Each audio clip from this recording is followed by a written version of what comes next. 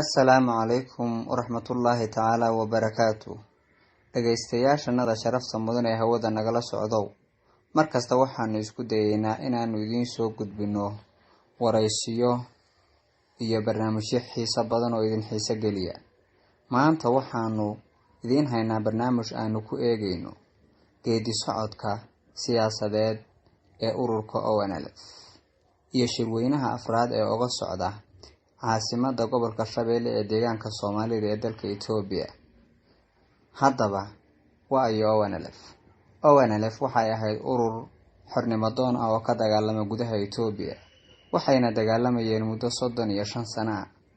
Waxay ahayd 1984 markii ay ku guuleysteen doorashadii deegaanka Soomaalida ka dhacday 70% kuraasta baarlamaanka. Natiijadaas oo noqotay mid u cuntami weyday xukuumadii dalka Itoobiya xilligaasi ka arriminaysay ee ay ugu tunkaroonayeen xisbiga TPLF.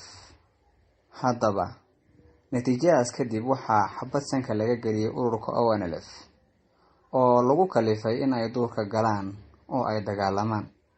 Haddaba maanta waxaa kasoo wareegtay muddo 35 sano ah. Waxay ururkani ku dhawaaqeen in ay nabadda qaateen oo Itoobiya la heshiiyeen sanadkii aynu soo dhaafnay ee 2018 bishii 8 ee August.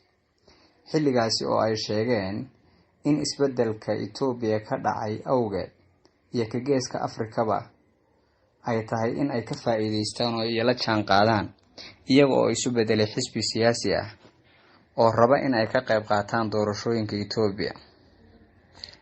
Haddaba shirkan waxay ku sheegeen hadda uga socdo goday in ay isugu diyaarinayaan qaabkii ay uga qayb qaadan lahaayeen doorashada ka dhici doonta dalka Itoobiya 7 bilood kadib oo ku beegan sanadka soo socda ee nagu soo aadan 2020 bishii 5 ee May.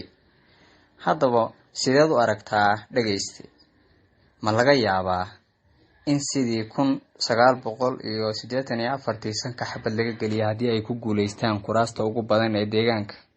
Mase dhici kartaa in aysanba ku guuleysanin wax kuraas ah ama inta ugu badan ee deegaanka, maadaama oo xisbiga hadda ka arrimiya deegaanka uu saameyn badan ku leeyahay Itoobiya?